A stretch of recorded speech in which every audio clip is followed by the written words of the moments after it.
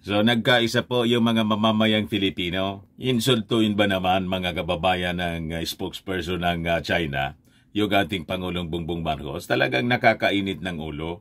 Kaya rumisbak po si Gibo Teodoro, yung ating matapang na Defense Secretary.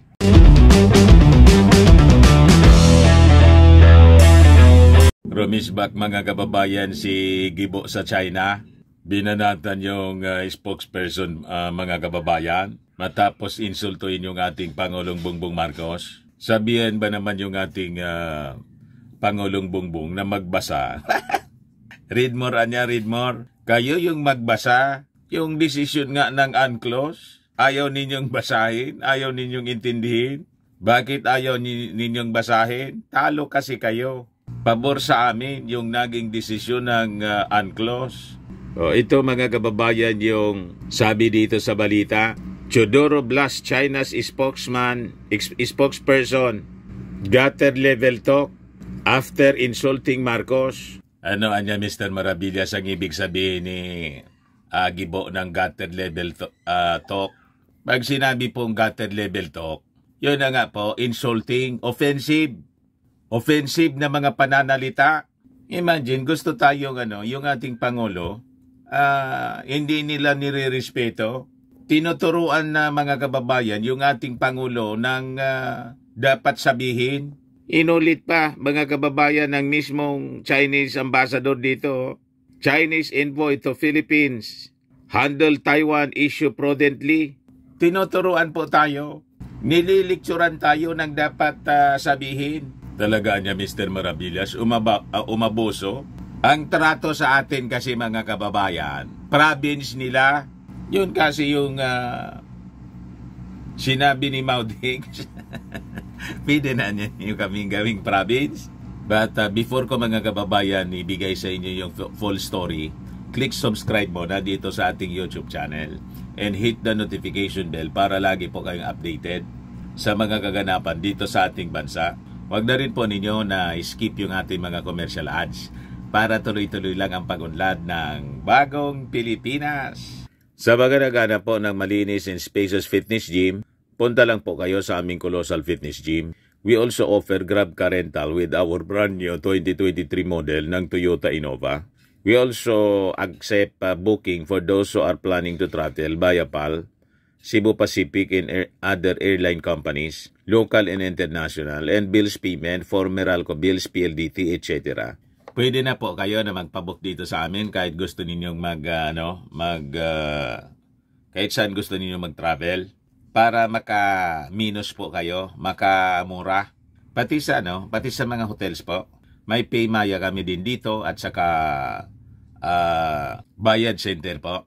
Ang Colossal Fitness Gym is located at 3rd floor, Security Bank Building, Lanco Business Park, Legazpi City, Albay. For inquiries, look for Jilon Maravillas, contact number 0966-802-0949.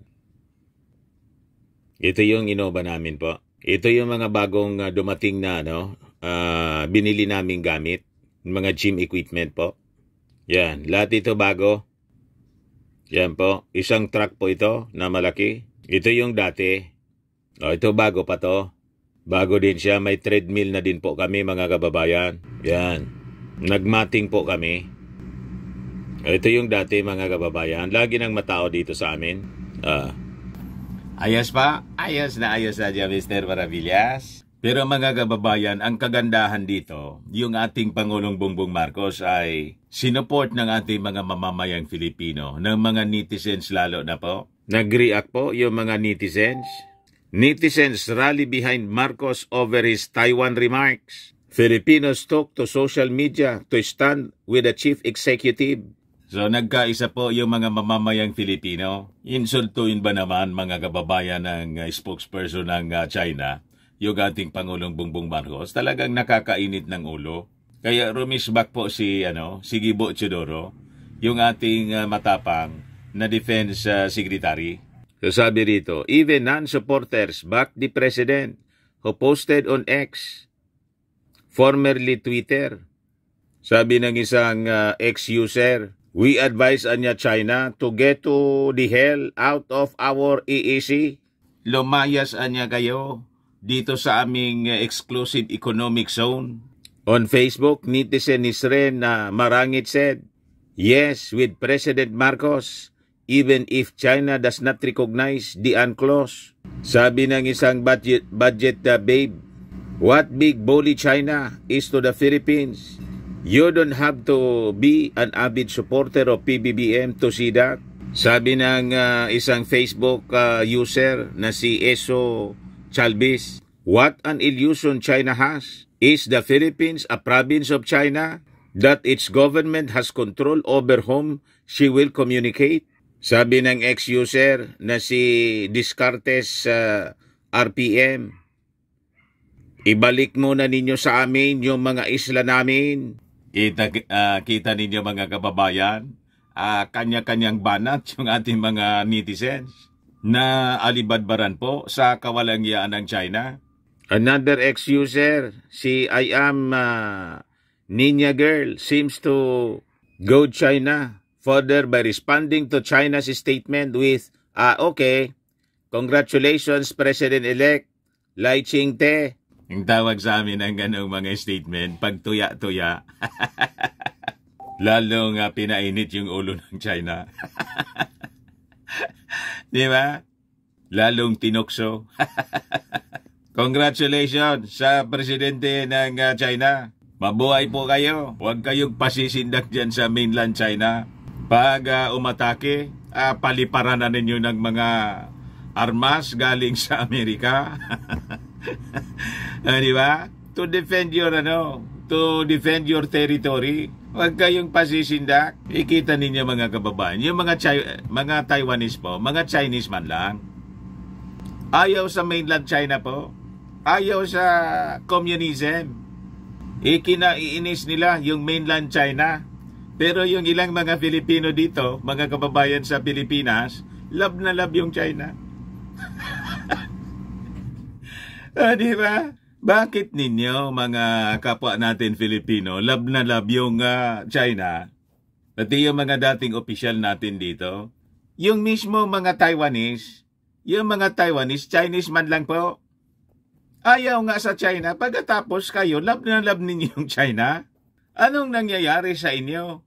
Kaya maganda itong ginawa mga kababayan ng ating Defense Secretary. Rumisbak po sa China. Low in gutter talk level anya, yung gutter level talk anya, yung ginawa ng spokesperson na si Mauning. Sabihan ba naman yung ating Pangulong read more books to understand the Taiwan issue daw?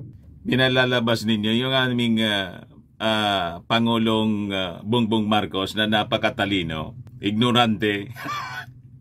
Di ba? Ginawa ninyong ignorante yung aming Pangulong Bongbong Marcos. Kayo itong dapat na magbasa. Kailang ayaw ninyong basahin yung desisyon ng UNCLOS na yung territory dito na pinapasok na ninyo. Amin po. Sabi po ni Gibo, it is unfortunate that the PRC, People's Republic of China, Ministry of Foreign Affairs spokesperson is stooped to such low in gutter level talk, resorting to insulting our president and the Filipino nation, and further debasing herself, the ministry, and the party she represents in the process. Dahil yan sa gutter level talk niya, bumaba tuloy yung tingin sa mismong kanyang ministry, yung kanyang departamento na kanyang nire-represent. Pero hindi na kami nagtataka sa ganyang mga statement. That is on brand anya. Yun ang brand nila. So sabi ni Gibo, but then again we should not all be surprised being a nation and people enjoying the privileges, rights and freedoms of a democratic society, that an agent of a party and a system of government incompatible with our way of life and who routinely spouts state-sanctioned propaganda and disinformation would go that far in that law, sabi ni Chidoro. So nakatikim kayo ngayon ng mga maanghang na salita galing sa aming Defense Secretary. Pero kahit maanghang mga kababayan, hindi po siya gutter level talk. tulad ng mga binitawan mga kababayan ng pananalita ng China, ng Chinese spokesperson, si Mao Ning. Pero talagang makulit ito mga opisyal ng Communist Party ng China. O ito po, yung ambassador dito sa Pilipinas. Tinuturuan po tayo ng dapat na gawin, sabihin. Sabi niya, what I want niya to emphasize is that the Taiwan question is China's internal affairs and lies at the core of China's core interest with an extremely high sensitivity. Nag-greeting lang, nagbati lang yung aming Pangulong Bongbong Marcos sa pinili ng mga Taiwanese na leader nila. Anong masama doon? Pangingialam yon sa internal affairs ninyo? Kayo nga, pumasok na sa aming territory mismo. Yon ang pangingialam, pangimasok sa internal affairs. Hindi para yung bumati yung aming Pangulong Bongbong Marcos, pagsasabihan ninyo ng mga pangiinsultong pananalita. Sabihan ninyong magbasa, read more. But anyway mga kababayan, importante doon. Hindi po nanahimik yung ating Defense Secretary. Rumisbak sa kanilang kawalangyaan. Di ba? Ayun man lang po mga kababayan, baka lang gusto ninyo itong i-try.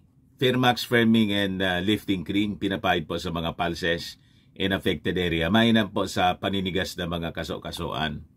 Ito naman po, Automax Radiant Serum. Sa mukha naman yung application.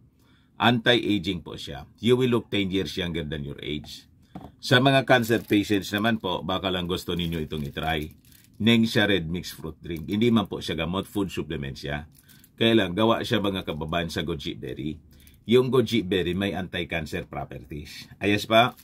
Yung mga inquiries ninyo, dumiretso na lang kayo sa aming messenger sa Facebook para masagot namin agad. Ako po si Dante Maravillas. Bye-bye. God bless.